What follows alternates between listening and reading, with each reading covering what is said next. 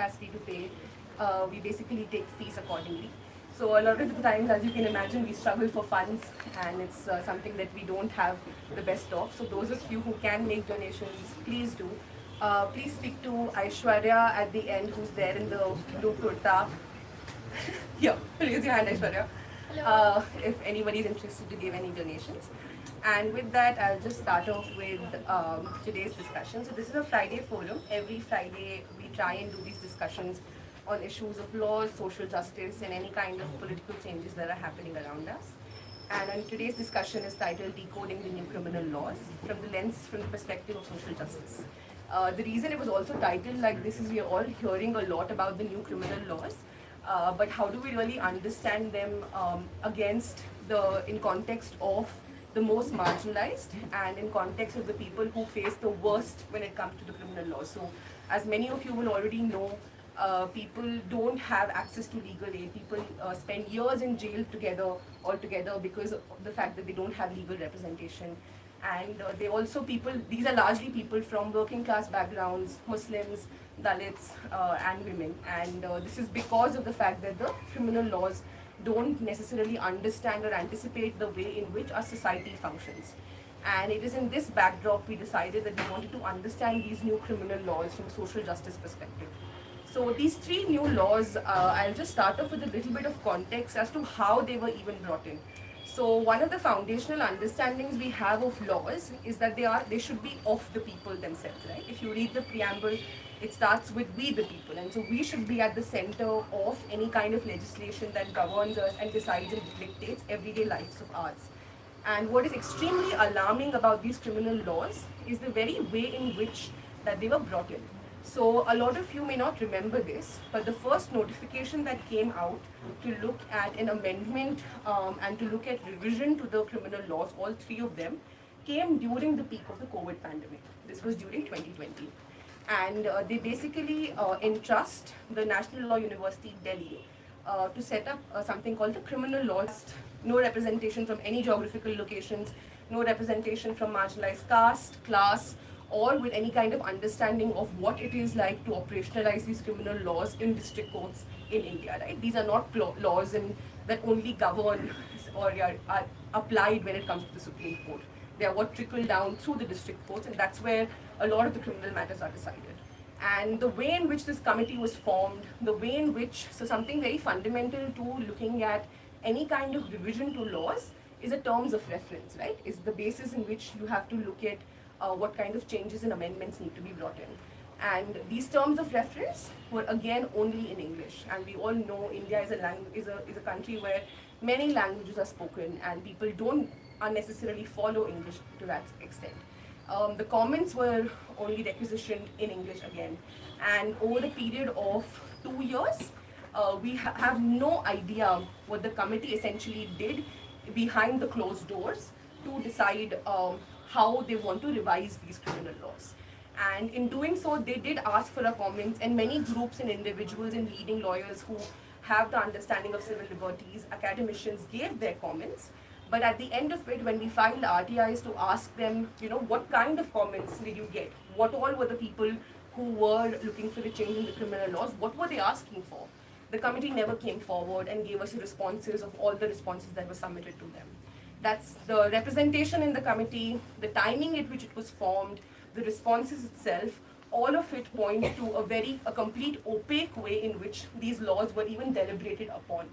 And despite multiple attempts that were made from people in the standing committee or otherwise, these laws did not necessarily see any kind of public participation and engagement as they should have, as any law should have, because they should be of us, we the people, right?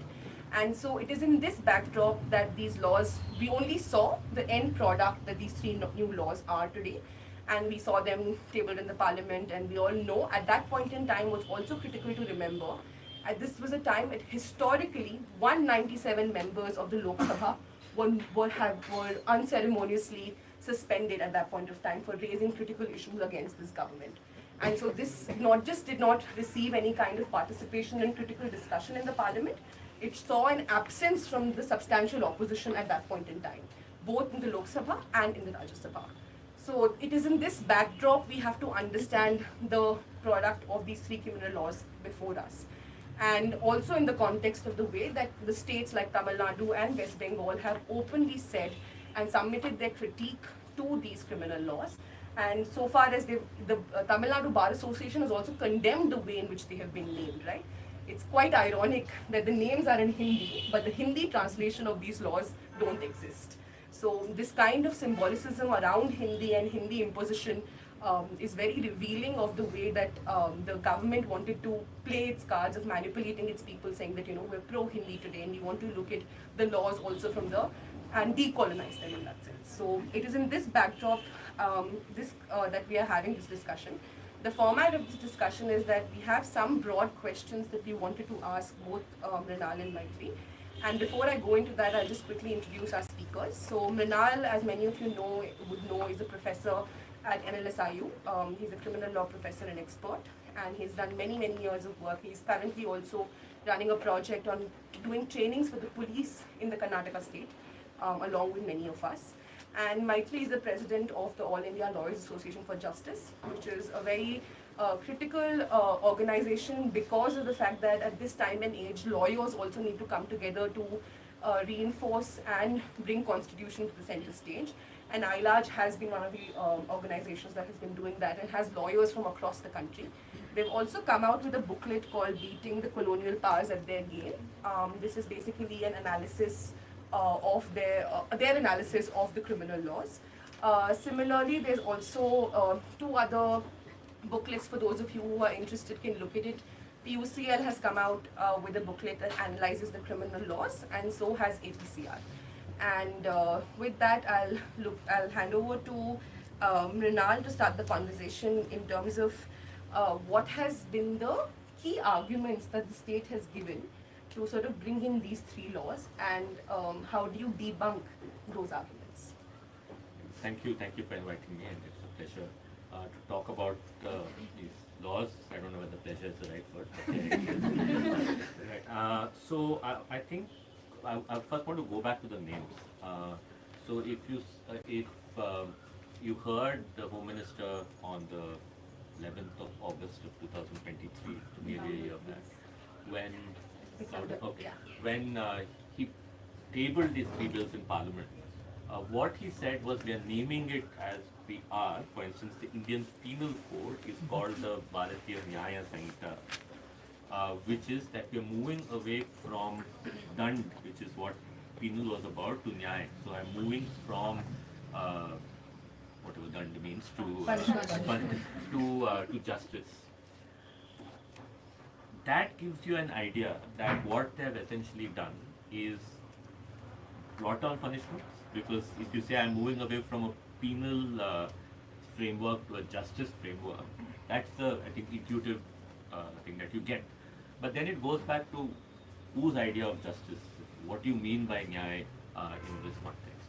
And it's ironic because what the BNS ends up doing is actually increases sentences for 40 offences. It increases minimum punishment for another 40. Fines, of course, by 10 rupees, 20 rupees, bring that all up to 1,000, 2,000, 5,000, etc. So it's not really a law which actually reduced punishment, it increased it. Right? So for you to argue, for the state to argue that this law is not about punishing, but it's more about justice, there starts the problem in terms of the BNS. On the other hand, the Criminal Procedure Code, however boring that name sounds, is essentially an application of constitutional norms and how that plays out in the criminal justice process. So Criminal Procedure Code seems an ideal name for it. Now you've changed that to Bharatiya Nagarik Suraksha Sanhita, which means protection of people. So where is the protection of people in the law? And they don't say why it's called protection of the people at the end of the day. So was there a need for change in the laws? Yes. I think all of us would agree that there was a need for change in parts of the laws. In 2013, we saw some effort in the context of laws on sexual violence. We were talking about sedition, of course, in the Supreme Court. The state had, the central government had said that we want to relook at this issue of whether we should have a section on sedition in the penal code. We had offences which were colonial in nature, for instance, take obscenity, for instance. Right? So you have a section then 292 of the Indian Penal Code which doesn't define obscenity but makes distribution of obscene material, etc., an offence. Marital rape in the context of rape laws. So you had a range of these provisions which reflected colonial sort of understanding of society at that point of time, and they did require change. We also probably needed changes here and there of things that were not relevant anymore, updation of certain. But what I think they ended up achieving is changing section numbers. And this goes back to again the Home Minister's speech in Parliament where he says we have changed. Why have we changed section numbers? Because we moved around chapters. We have moved around chapters because we want to show that we give priority to the citizen and not to the state. And we give priority to women, which is why all the sexual offences which were at 300 are now in 60. So that's how we show our priority towards women, and so we move everything else to the back in terms of the chapter. The other thing that they end up doing is the Indian Penal Code had 511 sections. If I remember correctly, this now has around 370. And how they achieve that is by crossing sections together. So what were 7 sections are now 7 subsections. And so again, sometimes it doesn't make sense because how that offence is defined, like an example that comes to my mind is there was a offence of receiving stolen property, which is section 411 of the Indian Penal Code. So offence for someone to receive stolen property. Now, that had multiple sections that follow. Now, all of that, so there was a definition of stolen property, then there was receiving stolen property, etc. To reduce the number of sections, they now have a section called stolen property, which defines stolen property, then sets up offences under it. So in just terms of procedural issues as well, this sort of non-conceptual putting together of laws and changing sections. For again, going back to their entire question of we are prioritizing women. We had section 354 of the Indian Penal Code, the so-called outraging modesty of woman, which is colonial to the whatever extent that the Verma Committee also in 2013 had said we shouldn't use this terminology, get rid of it, which they didn't in 2013. They still retain it now. But conceptually, the offence is talking about a man using, as the law says, criminal force with the intent to outrage the modesty of woman. The term criminal force earlier was defined in the earlier in the code. Now, because you're prioritizing women, it is defined later in the code. So again, conceptually, if you are looking at whatever section 70, the definition is 100 sections away, right? So it just doesn't make sense. So in terms of the decolonization project, one is I think these things which could have actually been changed, and the other is moving offences like organized crime from special legislations like the Makoka, which defined them into the penal code, and at the same time bringing in terrorism again from outside.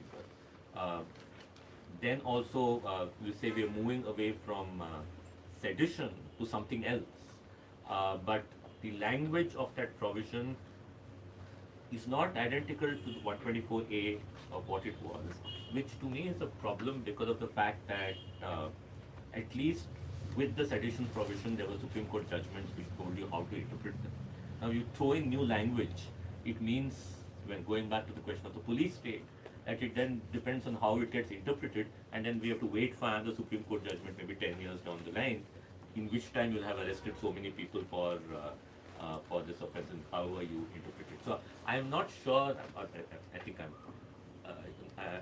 I'm sure that the decolonization has not happened. I think, as this indicates, we have beaten the colonial powers at their game and actually brought in so many problematic things which which shouldn't be there in a penal code in sort of a if you are actually a constitutional democracy. I think I just connect from what you said, Ronaldo Maitri. Could you shed light a little bit in terms of what were the other arguments that the state was making in terms of bringing in changes? And as the title of your, could you shed some light on the other aspects that were, or the other arguments that the state was making to bring in these changes, and how far they've succeeded or not succeeded in doing that? And the second aspect is, of course, that the title of their very booklet, the ILAJ booklet, says the Draconian new criminal law. So if you could talk about a few draconian aspects, according to you, that the new criminal laws bring in. See, if you actually look at why the state, why they brought this in, or why they say they brought this in, the one thing that you, Manvi, when she was speaking about how these laws came in, she spoke about how they came in, the idea came, the original notification came in at the time when COVID was happening. Subsequently, there was a committee that was formed, and then finally, when it was passed, several members of parliament had been suspended. So there was absolutely no kind of discussion on this. So the other thing about these codes is that there was no pre-legislative consultative process that was required, which would have actually told us why they were bringing this in. What was the need for these new codes that were coming in, and what were they trying to achieve by this? So that entire process was not followed. And if you really look at it, like Mrinal was saying, large portions of it are more or less the same thing, and they have changed section numbers. They may say we want to prioritize women, but really you're not prioritizing women by putting them at an earlier section number. Obviously that's not how you're going to prioritize women. But so if we really try to understand why did they not just bring about amendments into the existing law, if you have about 90% of it being more or less the same, and you're making changes. The one thing that you see is that you don't have anything which is brought up by the government which actually says that this is what the law said previously, and these are the changes that we are actually bringing in now, and these are the reason why we are bringing in these changes. They have not said that. They may have made some grandiose statements on colonial legacy, whatever, but there's nothing to say why they're doing this. And that's the reason many of us have actually brought out these booklets, and we were just speaking, and we said that some of us have noted some parts, some others have realized something. So it has become an exercise where you have to actually sit and find what are the changes that have been brought in. So this entire process of not even saying what the changes you're bringing in, because it's not a new law that you're bringing in. You had an existing law, you're making some changes to it. If you want to call changing section numbers, that's one part of it. But the actual change that you have made, you have not revealed to it. You have not revealed what they are. So people are still searching for it. So for example, if you look at one of the provisions that has been spoken of most, that is in terms of police custody, where they say that it's 15 days, but the provision of the law now is vague enough to allow. So earlier it was that 15 days, the first 15 days is when you can take police custody. So the law allows you now to take police custody past that 15 days for a larger period. In a larger period. What is vague about it, and 90 days. And what people say are, there are conflicting opinions about what this new law says, is that whether it is more than 50 days, up to 60 days or 90 days, or whether it is less. And one of the reasons for that is one word in that proviso has been removed. So it requires you to actually go into each of these things to see why. So when we are saying why did they bring in these laws, apart from the fact that they brought in a lot of draconian provisions, there is really no stated objective in that sense to say this is why we are bringing in this law. In fact, it has been brought about in such an untransparent manner that it takes you to find out what are these changes that they have even made. So that's, I think, one thing that we really need to recognize. The other thing is that in terms of the draconian provisions, that is the actual changes that they have brought about, there is a range of things. So even if you actually, like what they say, right, that this is a colonial, we are coming out of this colonial, whatever it is, way of being, whatever. So how do we understand what could be, what are those colonial things that we were supposed to have been held on to? So we have to understand that. One is, how do you understand the relationship between the individual and the state? Because obviously under the colonial powers, you're not citizen, you're subject, your rights are restricted. And if you look at that, one is what does it do insofar as that relationship is concerned. So how do we understand that? One is how much more power has it given to the police? How much more has it allowed the how much more arbitrariness does it allow for? And the second is what are the kind of new offences that it has created, which actually would uh, would would would violate your rights as citizens. So if we look at it in these two lights, right, on trying to understand whether it really addresses this colonial hangover that we had. If you really look at it, what it does is makes it far more. So if you look at the powers that are given to the police, we have one right from, I mean, the presumption of innocence, which is like our bedrock of our criminal justice system, is totally taken out. One of the things that it provides for is that every police station display prominently a list of the accused with all the details of the person. So if you put up something like that, what is it? It's basically you're allowing people to just come, allowing people to take things into their own hands, and of course you have lists of people who are just accused, who are not convicted of anything, put up saying that these are the offences that they have been accused of. This is their details. So this is a new provision that it, for example, has imposed. The second thing it does is that it allows, for example, handcuffing. Handcuffing is something that the courts have time and again said that it should not be used unless absolutely necessary. It actually codes it. It takes away the other restrictions that were otherwise there. It allows for something like solitary confinement in case of all offences. So solitary confinement is something that again the Supreme Court has said it's an extremely inhumane, and it has very serious impacts on a person's mind. It has very serious impacts on a person's health. It's something, it brings it, and it allows for that in a much more it allows much more for that to take place. So it allows for solitary confinement, for example. Then it gives the level of arbitrary powers to the police to actually say, if you go with a complaint to register an FIR, that they don't need to register an FIR in certain cases. They can conduct a preliminary inquiry. So who is this going to affect most? Obviously, it is going to affect people from the marginalized communities. It is going to affect people from Dalit communities, Adivasi communities, working class, and women. It is going to affect women. Where the police going to say we will not register an FIR? So these are the kind of ways in which arbitrary powers have been given.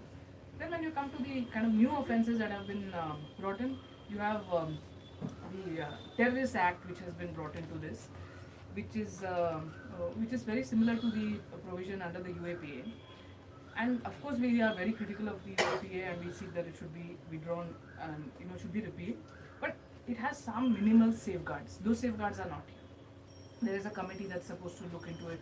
None of those safeguards are here. Then it brings in what is sedition, but it doesn't call it sedition, effectively criminalizing any form of kind of speech that you have. And so you have all of these provisions, and sedition, we all know, is something Supreme Court said you can't go ahead with it. All cases on sedition will be stopped. Don't register new cases on sedition. So they bring in this new provision without actually calling it sedition. So I think, just broadly speaking, if you have to look at it, there are a whole range of things, both procedurally, which have very serious impacts on your constitutional rights, and on the new offences that have come, which really have no place in a democracy. That connects to my next question, which is that you already talked about the value of procedure, right? Procedure, while the substance of an offence or of the crime, so to say, is detailed in the Indian Penal Code, but the procedures is what safeguards and makes sure that you are able to access your fundamental rights in some ways. So it is a very critical ancillary part to substantial laws. So to quickly just jump in, Minal, how has the CRPC, which is the Criminal Procedure Code, changed, and what is the procedure now in terms of the safeguards and in terms of ensuring that these fundamental rights with respect to when it comes to FIRs, right? When it comes to custody, when it comes to bail, when it comes to all of these aspects of the law, how will it now operationalize after the new laws come in? I think Maitri already just spoke on some of these issues. So let me take up, say, because you said FIR and she spoke about how this preliminary inquiry thing has come in. So if you look at the entire question of preliminary inquiries and police not registering FIRs. And there's a huge sort of history behind this, which ends with the Supreme Court famous judgment in Lalita Kumari 10 years back, where the Supreme Court says the then Section 154 of the CRPC, which talks about FIR, is mandatory that the police have to register FIRs moment of cognizable offences made out. Of course, they give a little bit of leeway, saying matrimonial offences, medical negligence, etc. 5 situations where preliminary inquiries can be done, which, to my opinion, the Supreme Court shouldn't have done that, but yeah, they give those 5. Now, if you look at the new section 173 of the BNS, it introduces a subsection, like she mentioned, which says in all offences punishable with imprisonment between 3 and 7 years, the police can do a preliminary inquiry. 2 things. One is there's an assumption, probably, that 0 to 3 are all non-cognizable, which is not true.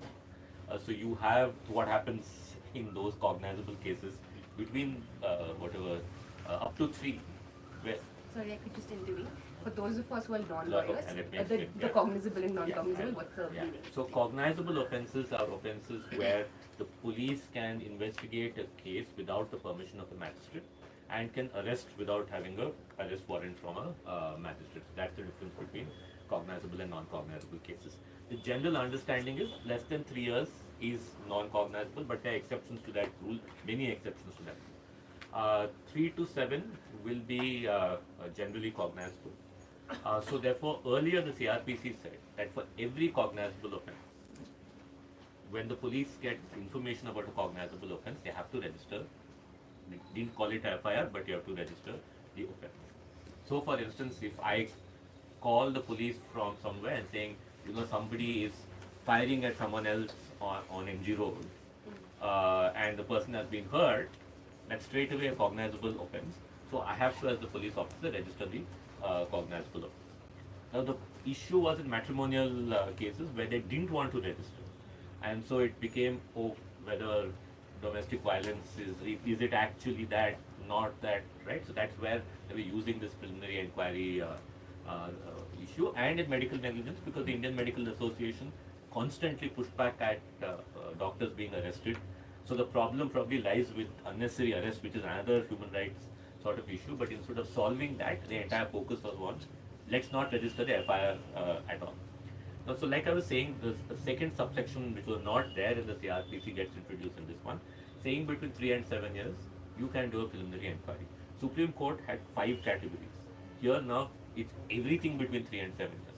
The safeguard that it provides is that the police officer who's in charge of the police station, the SHO or the IO, as the case may be, has to take the permission of the Deputy Superintendent of Police before starting a preliminary inquiry. And in giving that permission, the Deputy Superintendent of Police has to consider the nature and gravity of the offence. Nature and gravity not being defined, right? So one thing could be, is nature and gravity serious, or is nature and gravity not serious? Like what are you talking about? And then again, the chaos point also comes in next, because if you were to look at it logically, so if I am doing a preliminary inquiry as a police officer, as per Lalita Kumari, I was not registering the FIR. So you come to me, I say I have to find out whether and then the Supreme Court had said only to find out whether it's a cognizable offence or not, I can do a preliminary inquiry. So you come in and tell me something, I do a preliminary inquiry, figure out it's not a cognizable offence, so then I don't register the FIR. So that would be the system then. If you look at how it's worded now, it says you do a preliminary inquiry, and then one of 2 things. It says figure out whether a prima facie case is made out. Now the standard of prima facie case, which means on the face of it a case is made out, is actually comes at a later part of the trial process. It doesn't come at the point of FIR. So it says the preliminary inquiry can be done to figure out there is no prima facie case. The second thing is the police shall then investigate. Now the basic question here is, have they registered the FIR or have they not registered the FIR? Because if they have registered the FIR, you can't, procedurally, you can't close one. Yeah. You have to go through the process. So in its drafting itself, it's so vague, including words such as nature and gravity, this entire thing of what happens next. So it can create chaos in the system because of the fact that one police station may register a FIR and then not know how to, like there's nothing to close it. Another one may not, in which case when people go to register FIRs, now it's a free for all, you can decide whatever you want to do. Until again we get one more Lalita Kumari, maybe 10 years down the line, which gives you the procedure. So till then it's chaos. I think that's what I see. Again, I think there are differing interpretations of the provision on police custody. Some people have been saying that the Home Minister clarified it, right, on the first day. Now, we have to go back to what was discussed in Parliament, which was nothing. So, can we just rely on the Home Minister's word, saying this is how it should be interpreted? I would say legally no, practically maybe yes, but legally no, we can't say that Home Minister gave a statement in a press conference and that's what we should take in interpreting this section. Handcuffing is the other provision. You have what was section 436A of the Criminal Procedure Code, which provided that if you served out more than half the sentence, you could be released. There's a change in that.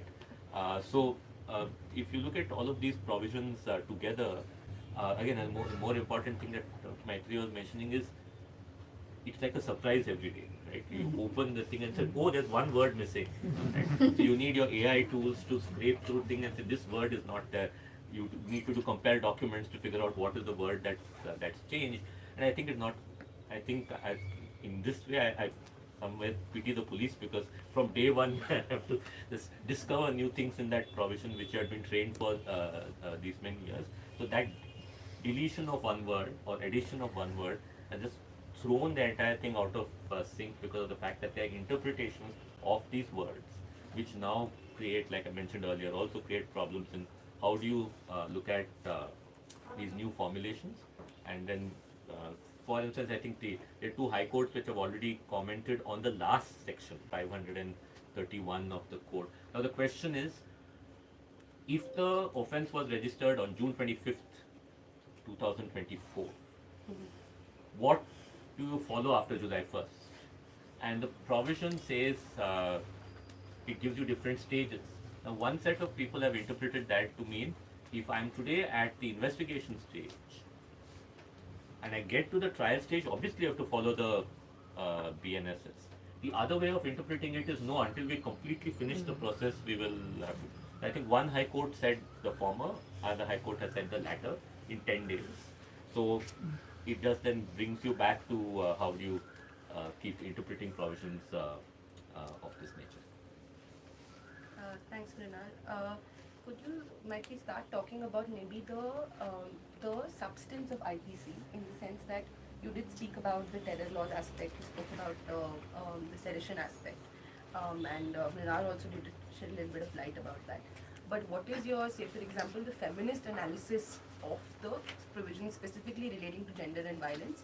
Because the argument, like they're saying, is by putting these sections a little earlier in the in the IPC, they have somehow prioritized gender. So if you look at these provisions from a feminist perspective, what are these provisions able to and not able to do when it comes to the question of addressing the violence against women? See, I think there has always been a demand that these laws must be changed in order to make them gender just. So that's a demand that has always been there. And then in fact, even during these so-called consultations that they held, there were many groups that in fact put this out. The main of them are, one is of course marital rape. The fact that till even now, the rape of a man on his wife is not considered rape. It's an exception to rape. So that is something that people have been asking should be removed. Then there is a provision which says that if a man commits rape on his wife when they're separated, then it is a lesser offense with a lesser punishment. That remains. So these provisions, there was a demand that these should be, of course you should criminalize marital rape. This kind of distinction should be removed. None of that has been looked at. So as of today, you still have marital rape on the not as an offense. You still have this distinction insofar as a rape by a man on his wife when they're separated. So that still remains. So the core of the demands to make these laws gender just has not been touched upon at all, has not been looked at all. The one of the new provisions that has been brought in is this criminalizing of marriage by deceitful means, where they say, and this is in fact a provision that they say that is going to be used against quote unquote love jihad, right? That's what people are that's what the right wing groups are openly saying. So this says that if a person convinces a person to marry on the deceitful means, how does that place a woman? So the recognition of a woman as a person who is able to make decisions, those kind of things are not there. So you are actually bringing in a provision such as this, which in many ways reduces a woman. So that is insofar as the offences itself are concerned. The other thing I would say is that if you look at all of these laws, even the criminal procedure code, the new criminal laws, criminal procedure code that has been brought in. If you look at this from understanding if a woman wants to go and file a police complaint, it's that much more difficult now, because the chances of an FIR not being registered and the chances of the courts actually, of the police saying I can actually not register an FIR is a power that has been given to them. So the way, even though this may not be specific in respect of women, but the way in which it plays itself out vis-a-vis women will be obvious, because you are going to have police now. You're going to have it much more difficult now to actually register FIRs with the kind of arbitrary powers that have been given to the police. So I think the idea, the statement that this is made things favorable for women in any way, I don't see that in any way coming, and it really makes no difference whether you are section 100 or section 500. It does not matter in terms of the seriousness, in terms of how you, in terms of the gravity, in terms of how the courts are going to view it. That has no consequence. That's actually to even make that statement to say that we have shifted the provisions insofar as women are concerned to an earlier position in the code itself shows a superficial way in which they are engaging with the idea of gender justice. So I think the primary demands of demands to make this a gender just law there's absolutely nothing that has been done on that front, and instead you have actually made it more difficult for women to access justice in this law. Can I add? So a couple of things to add on that is one is the question of gender neutrality. Right now, of course, there are various debates on gender neutrality in rape law. One was a model that the Verma committee had proposed of gender-specific offender, gender-neutral victim. And here you see what they do is very strange. The offense of voyeurism has been made gender-neutral. One. Why? There's no clear thing of why just one. And of course, again, I think it goes back to statements in Parliament. We've made laws gender neutral, right? It comes out and you're like, where, right? Which provision has been done? And of course, the more concerning one is complete removal of Section 377 equivalent of saying that the Supreme Court said 377 should be removed, not essentially making that distinction of what the Supreme Court ruled and what you've removed. So suddenly you have a void with respect to any non-consensual sexual acts against men, gender minorities, etc. So that void now exists in our laws. The other thing I think it was in terms of procedure was there were problems in the 2009 amendments that were made to the CRPC. The 2009 amendments which were made to the CRPC assumed that that women cannot, women will be not patriarchal at all. So therefore you say that all medical examinations by women, prosecutors will be women, judges will be women, etc. And that continues. So if you were to look at this saying, I want to look at this from a feminist angle, there you're removing the woman's agency to decide who she wants to get medically examined by, or whether she wants the woman judge hearing her cases at all. So I think some of those things which could have also, I don't think anybody has even paid attention to any of these, but those are the places where one could make amendments, and also places where there was no need for amendments where you have introduced them, including this section 69 of the BNS, which is on deceitful like sexual acts. There's been a very problematic jurisprudence in the UK on conditional consent and deceit, and so would Indian courts bring that into interpretation of this section? We don't know. So everyone can interpret this section in various other ways. And the one thing that section also does, it says that if sexual intercourse is with deceit, not amounting to the offense of rape, right? It uses the word not amounting to the offense of rape. So you're meaning to say that when consent is taken by deceit, it is not rape, it is conceptually wrong.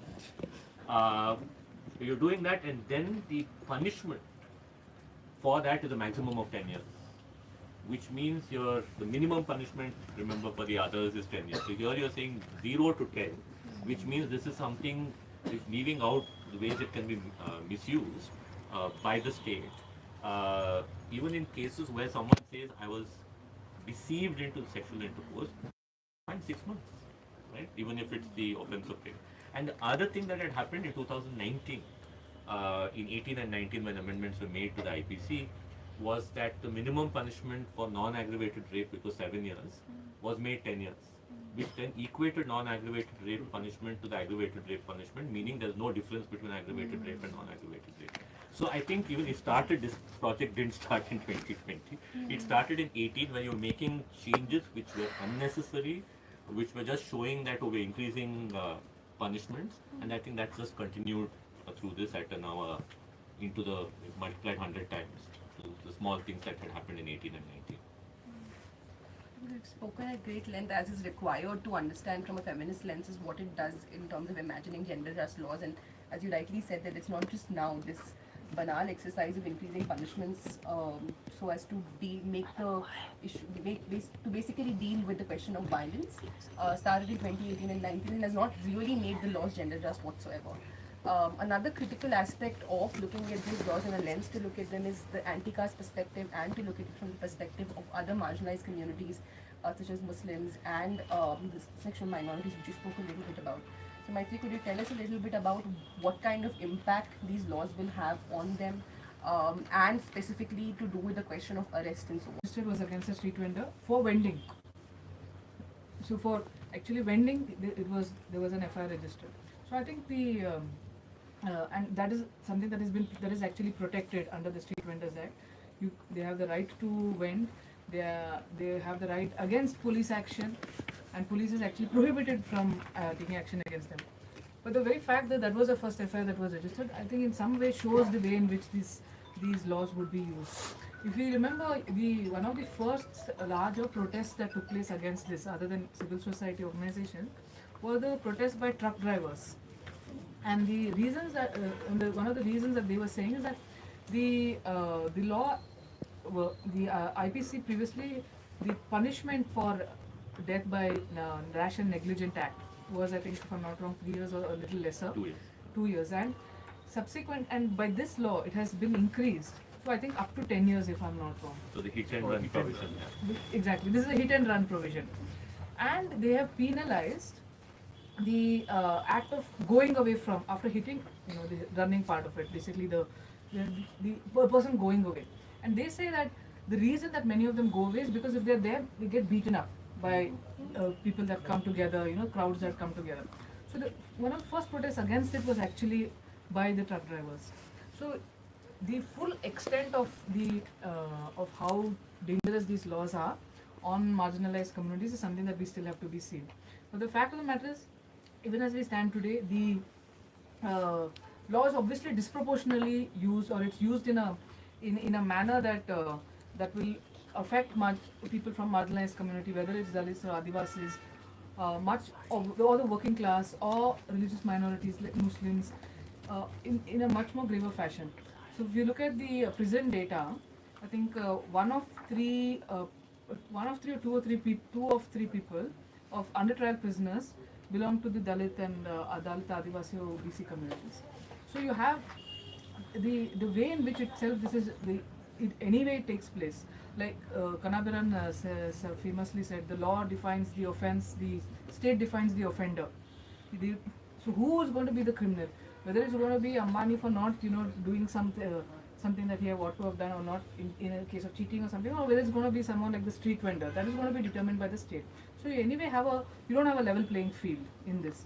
So when you're on that, you're given arbitrary powers to the police to take this form of action. Who is it going to affect the most? Then the people that is going to be affect the most are people from the from marginalized communities. For example, now if you think about registering an FIR, if you have say so the decision to register or not to register an FIR for the police, there is going to be so much to be said about who the accused is and who the person who's giving the complaint is. So if you have, for example, a worker giving a complaint against management for some kind of assault, the chances are they're not going to register an FIR and they're going to say this is there against you. And on the contrary, if you have, say for example, an FIR that is being a complaint that's being given by a dominant caste person against a person belonging to the Dalit community, the chances are that FIR will actually get registered, because all this is going to come into is going to become a consideration. So I think the fact that you have given this kind of arbitrary powers to the police itself is something that is something that's very that is going to disproportionately affect people from marginalized communities. The other thing is, of course, that some of the offences that have actually been brought in, I mean, maybe there will be another, I mean, we'll speak about dissent, but the fact is that dissent is actually, who are the people who are going to be dissenting, who are the people who are going to be protesting? It is people from marginalized communities. So they have criminalized hunger strikes, something that, I mean, it's really ironic that in our country they should be criminalizing hunger strikes, but they have criminalized hunger strikes. The offense in which this new sedition, which is not called sedition, the way in which it is in which it is actually worded, it's so vague. In fact, it says it excites or attempts to excite subversive activities. What does subversive activities mean? Right? The offense of terrorism, of the offense of terrorist act, includes any action by any bombs, whatever, by any other means likely to cause loss or damage to destruction of property. So that's affecting people who are most vulnerable through these means. I mean, I'm sure if you look more, there's a lot more to that we have not maybe uncovered. But yeah. Encourages feelings of separatist activity. So somebody feels. I think if you could just continue answering in terms of what is some of your understanding of whether there is a criminalization of dissent, whether there is a criminalization of freedom of speech and expression that is not favorable to the government today by these new laws, and if so, how is it exactly doing that? I think this provision, I think is worth reading because Yeah. 152, which says whoever purposely, right? So the term purposely is not used in criminal law. Right? We say voluntarily, intentionally, but not purposely, which is like a general day-to-day use term. So there's no interpretation of that. So whoever purposely or knowingly, by words either spoken or written, or by signs or by visible representation, or by electronic communication, or by use of financial means or otherwise, excites or attempts to excite secession, armed rebellion, or subversive activities, or encourages feelings of separatist activities, or endangers sovereignty or unity and integrity of India, or indulges in or commits any such act shall be punished with imprisonment for life. For life. Right? Or which may extend to 7 years. So life is the. So what does it even mean? Right? So what we're talking today might encourage one person here to have feelings of separatist activities. And if you've done it purposely, then it becomes this offense. So like I was saying, under the sedition 124A, you had you had a particular understanding, right, with the Supreme Court judgments that had kept it. Now with this, it becomes open again. Going back to this organized crime provision, and that's the other. So also there's in theft, there's now an offense of snatching. Snatching is literally snatching somebody's purse, I think, and that's again one of those things that to help women, because there's this chain snatching, bag snatching, etc. But there was a state amendment, if I'm not wrong, in Punjab, so one state had it, Haryana, I think Haryana or Punjab had it. So the reason why what one state had done has come across the country is, but so the organized crime thing says, the definition says, any continuing unlawful activity, including kidnapping, robbery, then it becomes interesting, vehicle theft, uh, extortion, land grabbing, contract killing, economic offense, cyber crime, trafficking of persons, drugs, weapons, illicit goods or services, human trafficking for prostitution or ransom is a set of offenses, right? So, who are the people that you've been arresting for offenses? You don't have, not that they should add more offenses to this, but you don't have other sets of offenses which you could consider people who are not poor committing, right? So you've listed some of those, and then says that acting in concert singly or jointly, either as a member of an organized crime syndicate or on behalf of that syndicate, by using violence, threat of violence, intimidation, coercion, or any other unlawful means to obtain direct or indirect material benefit, including a financial benefit, shall constitute organized crime. So it's a wide definition. And then when you go to another offense called petty organized crime, the next one, it says whoever being a member of a group or a gang, either singly or jointly, commits an act of theft, snatching, cheating, unauthorized selling of tickets. Okay, so black market trading, unauthorized betting or gambling, selling of public examination question papers, or other similar criminal act is committing petty organized crime. So again, in that your the imprisonment here is minimum of 1 year, maximum of 7 years. So again, have been protesting this section 106 because it says now that this offence of causing death by negligence is punishable with imprisonment for 5 years. But if that act is done by a registered medical practitioner while performing a medical procedure, then the maximum punishment is 2 years. And if it's a truck driver who run away from the scene, that is 10 years. It's, of course, they have not notified 1062, which is the truck driver provision, because they protested against it. That's on hold. But the IMA has been arguing that because the Supreme Court had said that negligence has to be interpreted as gross negligence, doctors were really practically not covered under the previous provision. Now you brought them back in and covered them with 2 years imprisonment. And again, what they have been telling doctors is, see, we have reduced punishment, but no, they have criminalized it back again. So you see all of these ways in which, again, how do you define an economic offense, right? Economic offense.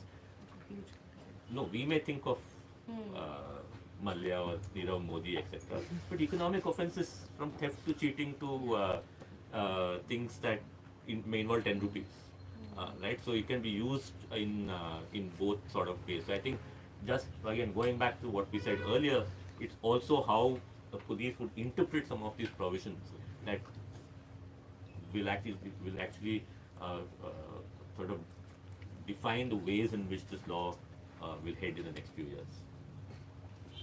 So what I'm hearing also a lot is that the police now has arbitrary powers. It is also almost at a very instance of an offence, deciding whether prima facie that's an offence itself and the proper offence is made out, which is essentially a judge's job. It is the judge's responsibility to be able to assess whether a prima facie crime has been done or not done, right? It is not the application of mind of the police, which we know are biased entities in that sense. So, in your understanding, are you seeing this almost as a transition to some form of a police state that we are reaching to? And one is that question, maybe one of you can take, and the other question that's really coming to me is that the offence of terror acts, right? The offence of terror acts essentially now has been included under the heading of offences against human body, right? And why have they done that? So those of you who are non-lawyers here, so the offences that are like terror acts or like sedition, or even for that matter hate speech offences, right? All of them are offences against the state as per the CRPC, and otherwise understood as against the state because they're against the public at large, they're against society at large. So what is really the intention of looking at these terror acts provisions as an offence against human body vis-a-vis how we have understood it under UAPA or previously under TADA and so on? That's one question. And the other question, of course, is in terms of the other question, like I already asked, if you can just take one each. So I think the one other thing that you see is not only about the police. I'm trying to find the provision.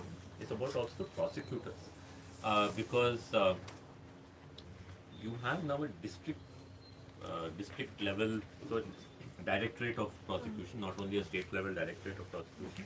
And if I remember correctly, uh, it says somewhere that all charge sheets will go to prosecutors.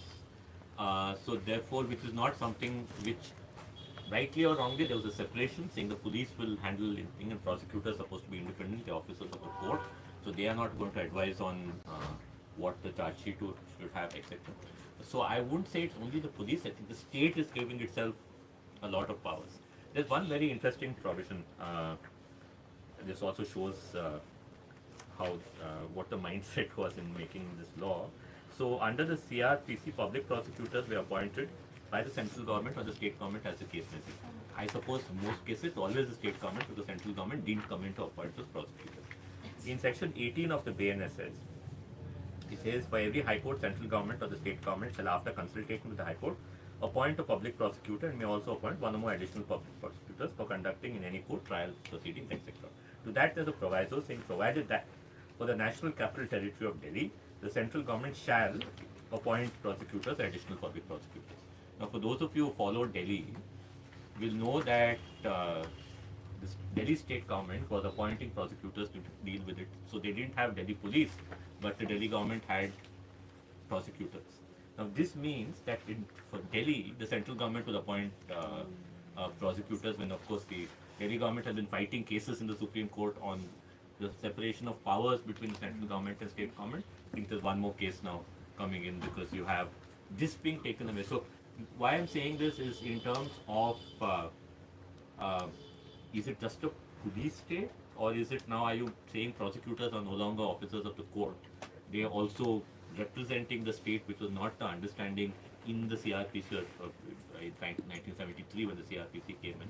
I think that's a point of concern on this. And I think very briefly to your other question, I think the answer would be we don't know because why they brought it into offense against the human body, etc. Like you said yourself, there's nothing to say why all of this was done.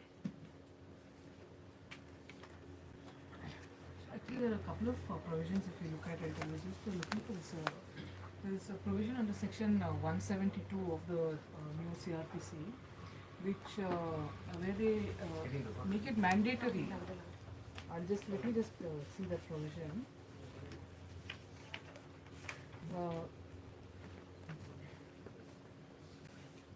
So this is persons bound to conform to lawful directions of police. Then it says that all persons shall be bound to conform to the lawful directions of the police officer given in fulfillment of any of his duty under this chapter. And if they, then it says the police officer may detain or remove any persons resisting, refusing, ignoring, or disregarding to conform to any direction given by him under this section.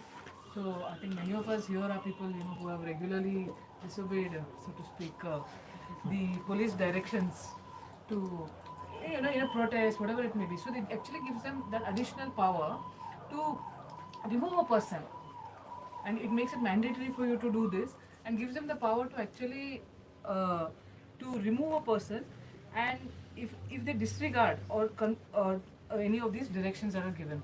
So one, I think, see, there is excess power that has been given to the police. There has been a level of arbitrariness that has been allowed for, both in the way in which offences have been defined, making it so vague that it allows you to interpret in various ways,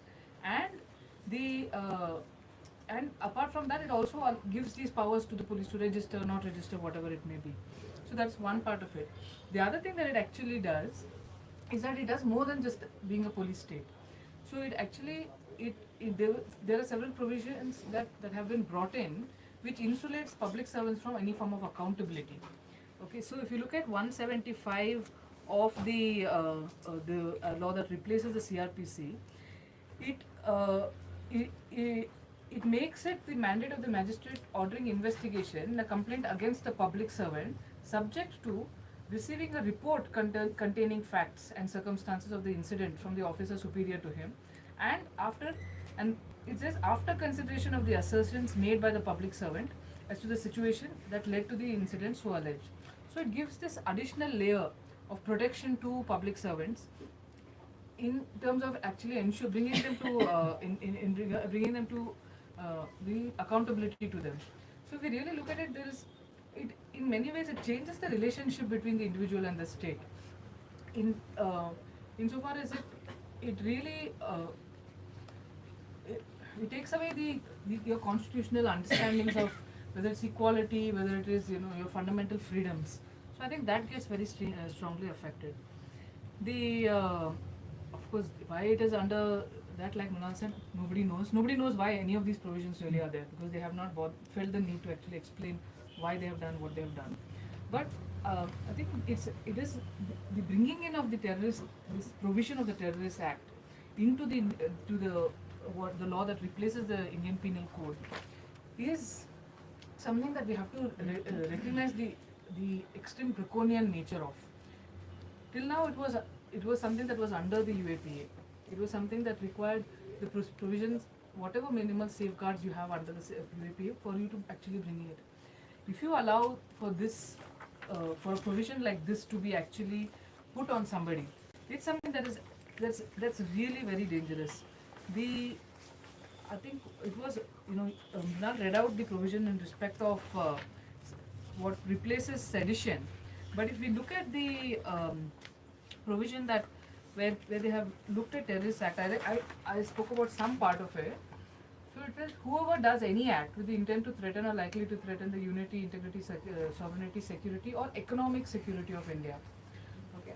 Or with the intent, so economic security of India can be anything, right? Or with the intent to strike terror or likely to strike terror in India or in any foreign country by using bombs, dynamites or other explosive substances or inflammable substance, lethal weapons, etc., or by any other means of whatever nature to cause. So it does not actually even involve you to use weapons, to use to cause death of or injury to any person. Like I had previously said, loss of or damage to or destruction of property. So any act which is with the intent of, let's say, causing damage to economic security, what they believe, with the which causes damage to property, destruction, so loss or damage to destruction of any property, that amounts to a terrorist act, and you don't have those minimal safeguards that you otherwise have. So this is something that has very serious repercussions in terms of how it will be used, whether it's in why it is put in a particular chapter, notwithstanding. The fact that they have actually introduced this is something that's very dangerous. Just to add one point to what Mrinal was saying in terms of organized crime, he was mentioning that those are offences that generally look at people from who are from the vulnerable sections, and that's how it's really different. Someone who's poor. If you look, there is for example, Karnataka has a land and grabbing, anti-land grabbing act, and if you go to that court, and the intent of that law was actually or stated intent was to look at large land grabbers, right, where people were actually grabbing. If you go to that court, you will see that the people who are all there are people who are on government land, who are cultivating government land of small of small measurements, small farmers, so people who are cultivating land. That's who are the people who are attacked. So in fact, this also mentions as part of organized crime, one of the things is land grabbing, if I'm not wrong. So it mentions that. So how does the law work itself in the way in which it uses these provisions also allows for something like this to take place? I think I'll just take the last one question, two questions, one each to both of you, and then we can open up for question and answers from the audience. This is, in the last 10 years, we've also seen an increase of polarization and hatred around us. And in just 30 days after the NDA government came to power this time, you saw 24 instances of mob lynching that were happening across different states, right? And if you look at the new one, there's a provision that's been added to the new IPC, which talks about the question of grievous hurt.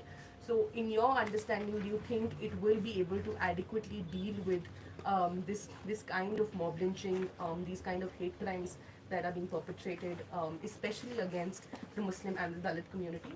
And what is your understanding of that? One.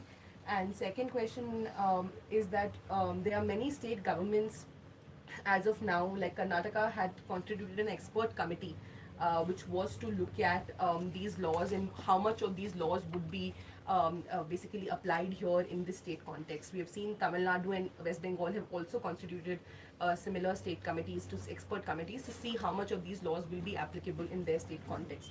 And keeping all of this in mind, and the ways that the states are also trying to exercise their federal powers when it comes to these criminal laws, what are some of the ways forward that you're both thinking that needs to be done? You talked about some protests that have been happening by the truck drivers and by the other civil society and lawyers groups. What are the other ways forward in which we can imagine to retain some of our fundamental rights and the rights that the jurisprudence of, say, for example, cases like D.K. Basu, Lalita Kumari have given to people like us?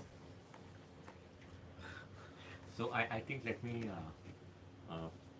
just also take, because you said rights given to us, let me just add one more thing. So we had a section 156.3 in the CRPC, which essentially was going back to what we started discussing, that if the police did not file FIR, you could go to a magistrate and there get the magistrate to issue an order to the police to investigate. That essentially was 156.3 was interpreted by the Supreme Court 2008 or 2009 in the case called Sakiri Vasu, which then gave a lot of powers to citizens to do this.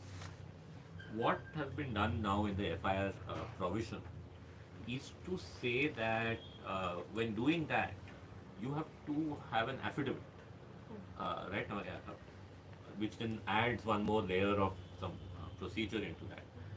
And it says that the magistrate will then call the police officer, hear the police officer, and then decide as to whether you want to go ahead and order further investigation. Which then again, going back to that police state question, you're bringing in police into everything where earlier you were not being heard, because I don't see a necessity to hear the police officer as to whether they needed to file the FIR or not.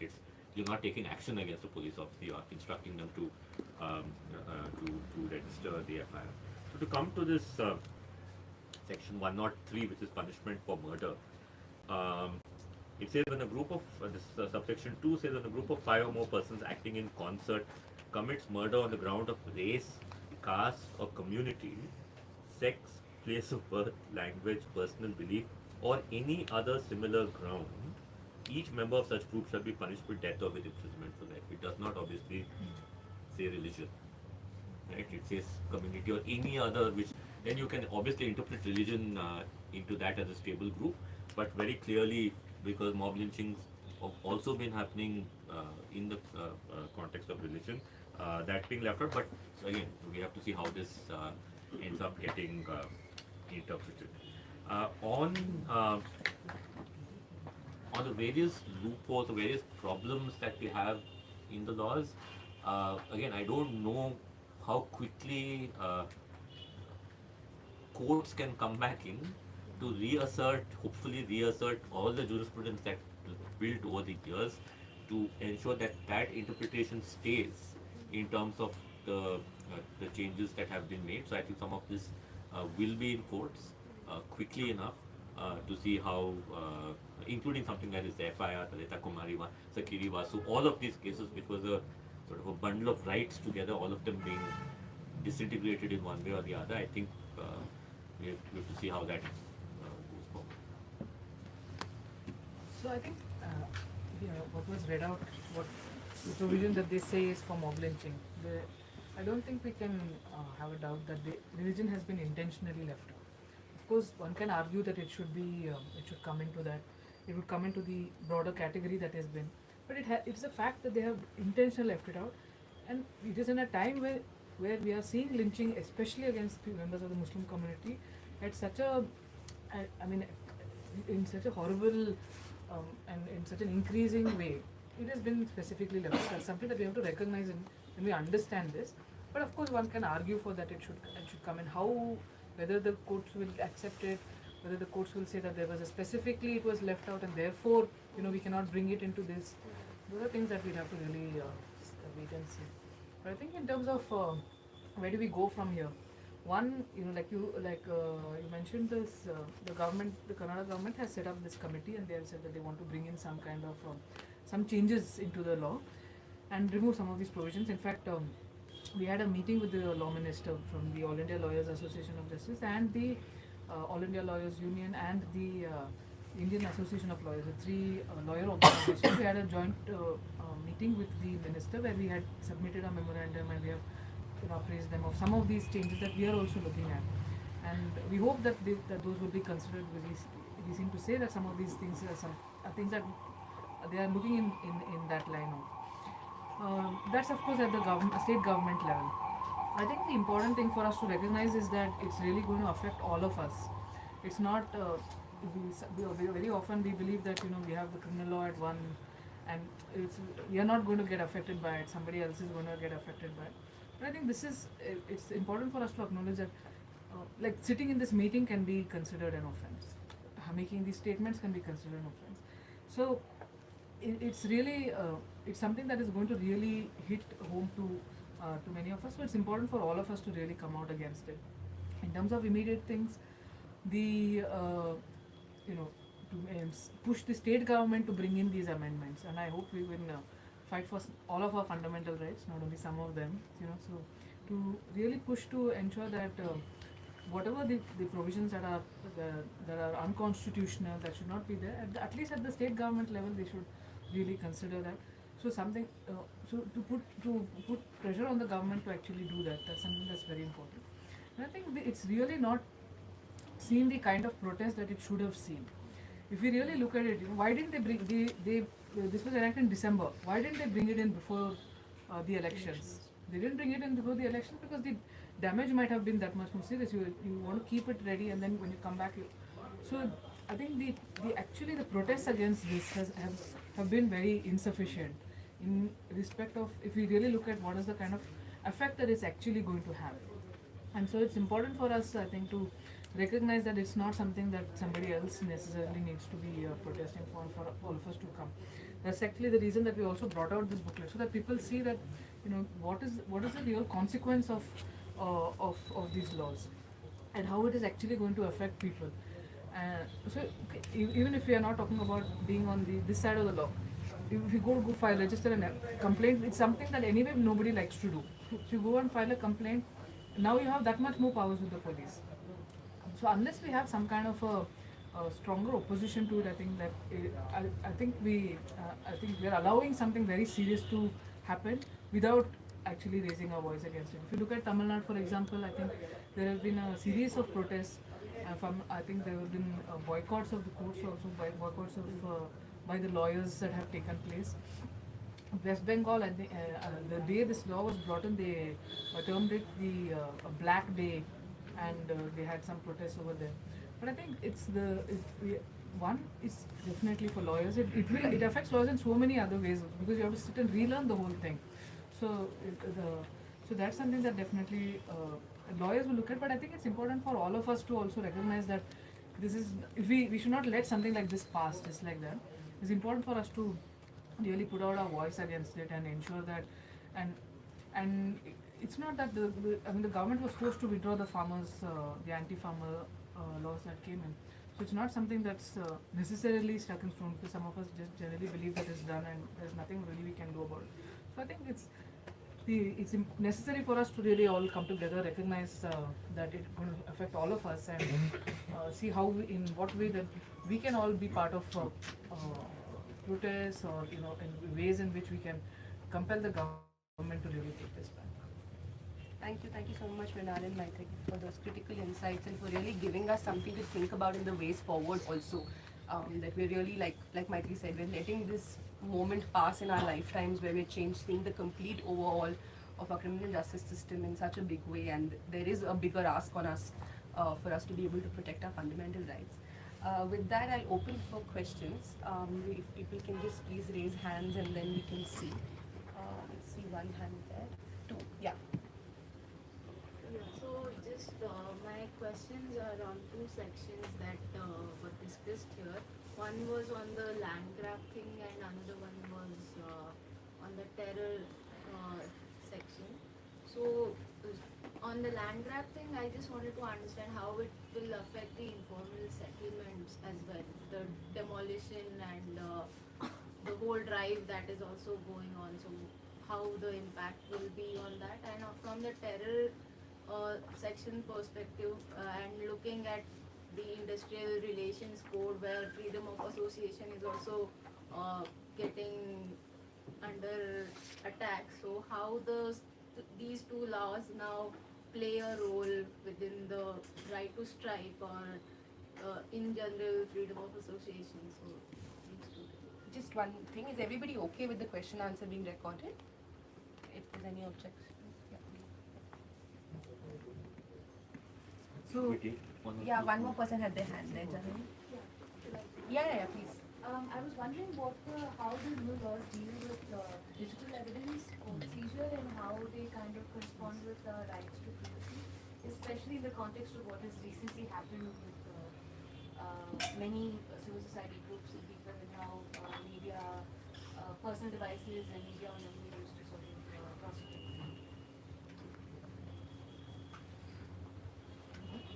So, again, maybe more appropriate for you to take land grabbing, but just to answer how it defines it, like I mentioned, it says any continuing unlawful activity, which then defines as doing a cognizable offence punishable with 3 years or imprisonment or more, which involves land grabbing, is defined as organized crime. Right? So it's a broad way of dealing with this issue. So can the situations you mentioned be brought under land grabbing? The answer would be yes. But again, because it then further defines, it says organized crime, syndicate, continuing unlawful activities. There's so many definitions all woven into this section. It can be used in whatever way the police want to, but I think it also gives scope for challenging it because there's so many things here. So I think the other way to look at it, the more positive way to look at it, is because it's defined in so many different ways. There's also a possibility to say, look, it doesn't fall within this. On the digital evidence thing, I'm not paid attention to that, so I might not be able to answer. But I think one thing that I want to mention here is in a lot of places now, wherever it said that you can record, where video recording was required, and search video record, now it says it can be done on the mobile device of the police officer. Right, so it just then takes it to a completely different level, both in terms of it being easily shareable to the media, right, so it can immediately come out within hours of a search being done, whatever they. And I think the sanctity of the evidence, which is what was very important in terms of digital evidence. I think some places they just go by saying you can just video record it on your personal mobile device to the police officer, and at the same time, in the section with respect to investigation, it also says, and I think this everybody has heard about because the Home Minister has also spoken so much about it, is the thing of saying that we'll have forensic evidence in every case. Saying that in every crime scene with imprisonment of 7 years or more, there shall be a forensic examination of the crime scene, assuming that every crime scene will produce forensic evidence, for which they will have enough forensic scientists to go and look at each crime scene. I think, a lot of assumptions. And I think very problematic also in both ways, because when we're talking about the gendered effect of this, there's the entire question of sexual violence and the fact that you will not find forensic evidence in most cases, and now insisting on forensic evidence in cases may also lead to a situation where you get more acquittals because you're saying, I couldn't find any forensic evidence. Yes. So this, in terms of the digital evidence, one is data privacy. The other is that in terms of manipulation of digital evidence, there's actually no real safeguard that is put in. So you know what happened with what has happened with Bhima Koregaon, and the way in which this digital evidence has been manipulated, and so we have seen the way in which this can be done, and it's something that I think in many cases that one is seeing this.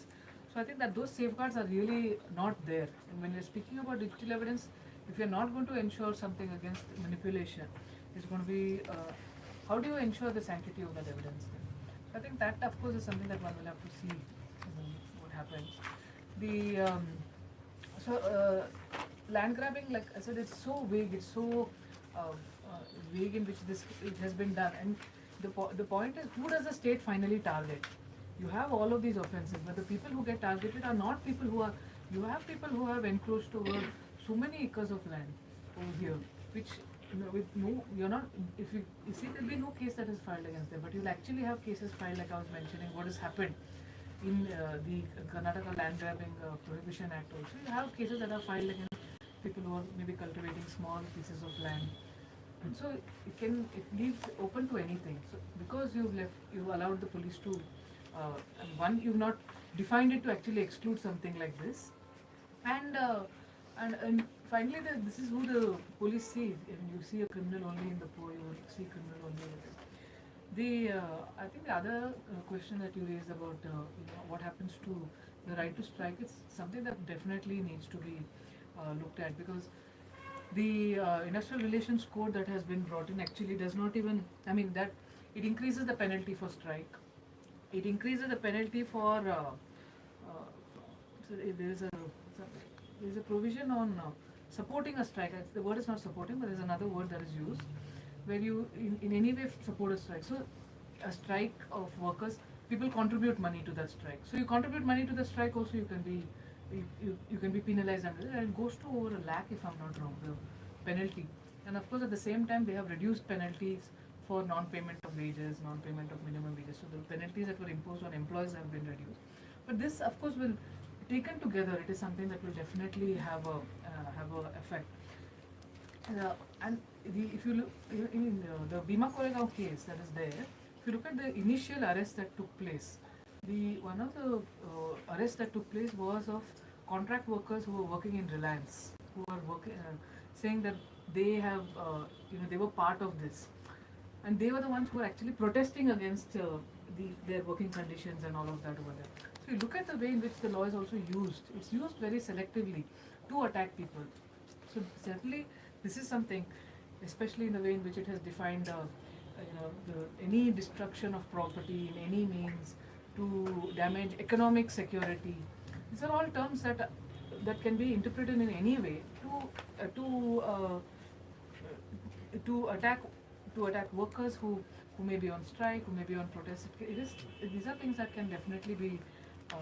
That interpretation certainly allows for it, and it is no secret that there is a concerted attack on the working class, right from where we are looking at these criminal laws and the way in which it is going to come about, and the labor codes, all the codes that are there, that are the way in which it has been framed to demolish the right to organize, the right to strike, the right to agitate. That is something that's definitely being, there's an intent to attack. Can people raise hands? We have time for 3 more questions. 1, 2, 3. Yeah. One question, everybody. We'll keep it brief. 1, 2, 3. Under new provision 172, unduly extraordinary powers has been given to the police department, and also with the 90 days detention by the police. Don't you think this is overtaken, overpowered by this act, and Advocates Protection Act has been made dummy? What way, in relation to Advocates Protection Act, under the new provision 172 and 90 days detention, advocates has protection under the Advocates Protection Act? I feel Advocates Protection Act has been made irrelevant, has been made dummy.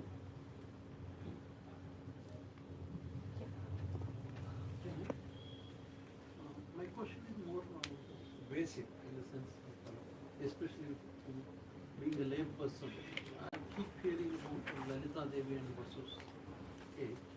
Can you briefly tell what were the points involved and what Supreme Court gave? And secondly, trade unions and labor organizations have not voiced their protest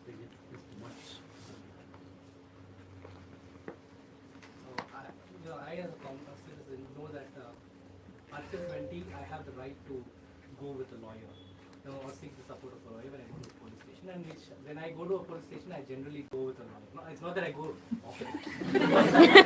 All right, but there was an instance where I did. Don't you think there is a need, legal aid at a different level we talk about? Don't you think we need lawyers at every police station? Wherein we are talking about vulnerable sections, and I work with construction industry, so I know they are vulnerable. They get taken away at 5 o'clock in the morning. But don't they need? The government needs to give them a lawyer at the police station, wherein when they walk into the police station, they go with the lawyer, and because you don't understand the language at all, and when they seek support, they understand the language, and I think a black coat is more powerful, which limits a lot of atrocities by the police. So what do you think? Is that a viable solution? Yeah, I want to understand in the state committee what they can do legally to make amendment or changes. What powers this state has? Just to go back to those two judgments, so Lalita Kumari was a judgment of the Supreme Court on this, whether there's the police can have a preliminary inquiry before registration of the FIR. In Lalita Kumari, the Supreme Court had said that in every case which makes out, like I said earlier, a cognizable offence, the police are mandated to register a FIR. But they had given a little bit of leeway, saying for 5 offences, essentially, if I remember correctly, medical negligence, offence against women and family, economic offences, offences where the FIR has not been filed for 3 months, etc. In those situations, you can have a preliminary inquiry to find out whether a cognizable offence is made out or not. So it was a very important case which basically said that police are mandated to register FIR. So what I mentioned earlier was that what the law does now is it gives preliminary inquiry in a huge set of cases. So it then sort of dilutes the Lalita Kumari standard, which said you have to register FIR in all cases. The DK Basu case was essentially on the rights of an arrested person to ensure that there's no custodial violence. So there are guidelines as to what has to be done, which most of those guidelines are now in the law. So those were the DK Basu guidelines. So on the question, Trade union and labor. can you answer? Okay. So on the right to legal aid, I think if you go back to Justice Krishna, sort of the one who interpreted Article 20 and what all you said now, the understanding at that point of time was exactly what you mentioned, that there should be a right to have a lawyer in a police station. And if you look at the Supreme Court's rulings from 1980 up to 2013-14, I think more and more that right was, at least on paper, given, saying that you can have someone in the police station. All of that was taken away in Kasab. Right? Because in Ajmal Kasab, if you remember, all of us remember this, he was videographed giving a statement in the hospital where he was asking who did this, who did that, etc. Now, in his trial, the argument was he didn't have a lawyer. Right, so all of these confessions should not be considered because nobody told him he didn't have to do all of this. So unfortunately, in that case, what the Supreme Court said was that lawyers are only in the trial; they're not before the trial, etc. So we have this thing in law where we say hard cases make bad law. So Kasab was a case where I think, unfortunately, because evidence was there on camera, you didn't have to say that confession was not really required at all. The only thing about that confession was where he was saying the ISI handlers, etc., was what was in that confession. So I think Kasab was a case where the Supreme Court pulled back those rights in a particular way, and then in subsequent cases it's been difficult to get out of what that case said. But in fact, for the nearly 30 odd years, like I said, in theory, on paper, there was a right if you knew that you could take a lawyer, like you said, with you to a police station. There was nothing. The police couldn't say you can't have your lawyer with you.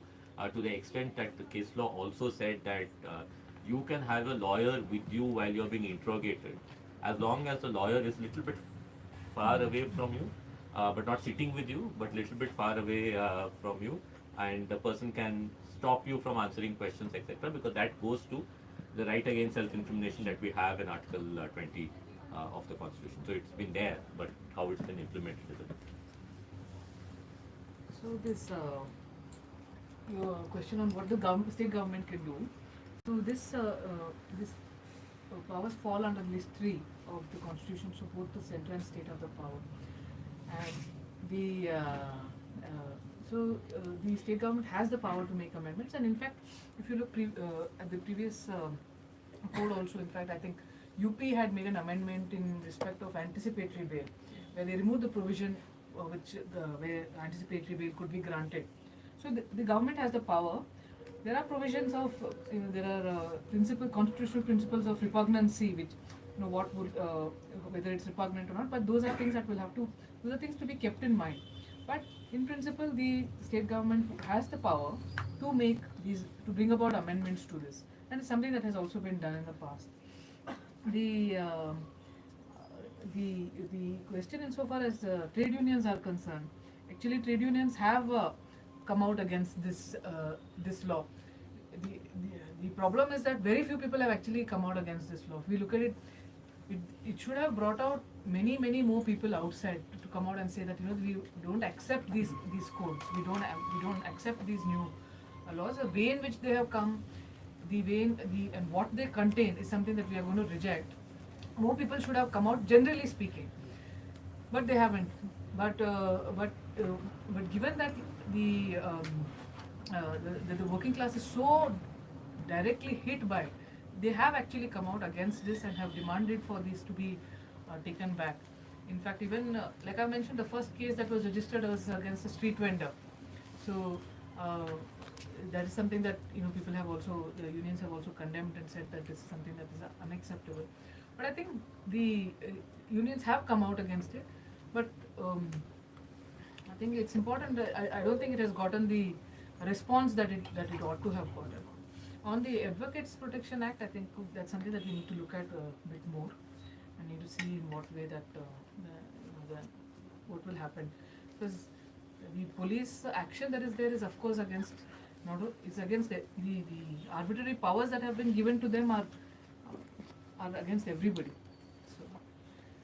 So this is one last question from somebody who was watching online. Her name is Mansi Hatkar. She's basically asking that can we expect a caste-based discriminatory division of labor under the introduced category of community service as punishment? This is like it was observed in the Rajasthan prison labor allocation. So a new provision of community service has been included in the new laws. If one of you can please answer this. So actually that's a good thing that the question came, because we didn't speak about this community service. And it's a new form of punishment that has been brought in, which is completely vague, which is not defined, and which there are no real guidelines in respect of what community service means. And if we look at the kind of judgments that have been passed in the past, where they have actually, the judges have actually given this kind of so-called community service, which is not a punishment specifically. One of them was to tie a exactly, where he had to write an imposition. That was the thing now. Yeah. Where he had to write. Different for him is that he does community Yeah, service. and I think that was he had to write some imposition or something like that. Yes. And you had cases where they have been directed to tie Rakhi on the rape survivor. Those are the kind of things that have been said. So certainly this is something that can that's something that can actually happen. And I think there was a report also in respect of the way in which caste-based labor happens in prisons. So why that same kind of mindset might not play itself out even looking at community service, that I don't think there is anything that prevents it from happening. See, what it says in how it looks at community service, section 23 says, community service shall mean the work which the court may order a convict to perform as a form of punishment that benefits the community, for which he shall not be entitled to any remuneration. That's the way in which it has been defined. So it is so overbroad, it's so vague that it allows for anything. In fact, there was something that at one point of time, I think there was a direction to donate to the PM fund, PM Cares fund. Yes. There was a punishment. So it has been absolutely anything, and given our feudal and casteist mindset that our society has. There is no reason why that something like that may not happen. Of course, it's wrong. Of course, it's something that's impermissible. But this law allows something as vague and overbroad as that. I just wanted this came to me that so in the Terrorist Act definition, when they look at the economic part of it, economic destabilization also, they'll say if something, for example, like shorting stocks, like what happened with Adani and so on, would it also fall under a Terrorist Act? Yeah. Economic security. Well, anything. But they are not considered terrorists. There was one, again, going back to community service, because of the fact that in many US states community service was, and the critique was that essentially shoplifting by Hollywood celebrities, you would say, okay, then you have to sweep the outside of the store for the next 1 week. And the critique was exactly this, that look, what do you mean that sweeping is something that's punishment, right? So why are you, so there was entire angle of sort of looking at labor and saying that there's something wrong with this labor, so it's punishment. And I think when it says without remuneration, there's been this entire thing about, do prisoners have rights to minimum wages? You like say in Tihar jail, you're making soaps and selling it and saying, no, we will not pay you wages because of the fact that this is part of punishment. Right? So it also brings that problematic thing that you're taking sort of. So community service could also be that, yeah, go to the prison factory and make all of these things, and we will not pay you wages, but then we will reap benefit. The state will profit out of that. So I think that's and leaving it undefined obviously that leads to whatever the judge thinks, planting trees, anything can be community service. For whatever offense you have committed, from economic offense, yeah, go plant 100 trees. And that will be your punishment for it. So I think it's been a very fruitful and engaging session. For those of you, I know many of you have more questions. Maybe the speakers can hang around for a little while and answer if they have time. But we'll officially draw the session to a close. Thank you so much for making time on a weekday evening and coming. And housekeeping rules, we have places to wash our mugs on the left there, and the dustbins are here somewhere. We'll find them and give them to you. And please remember, if any of you has the capacity to donate, please do donate. Thank you so much. And if you have not filled that registration sheet which went around, that's our mailing list. Please ask me or Purna for it. We'll pass it on. Yeah. Thank you. Our booklet is available online, so anyone who is interested, please feel free to Online. download it from our Online. If you look at iLarge and you type this name, it will come. It's a little AILAJ.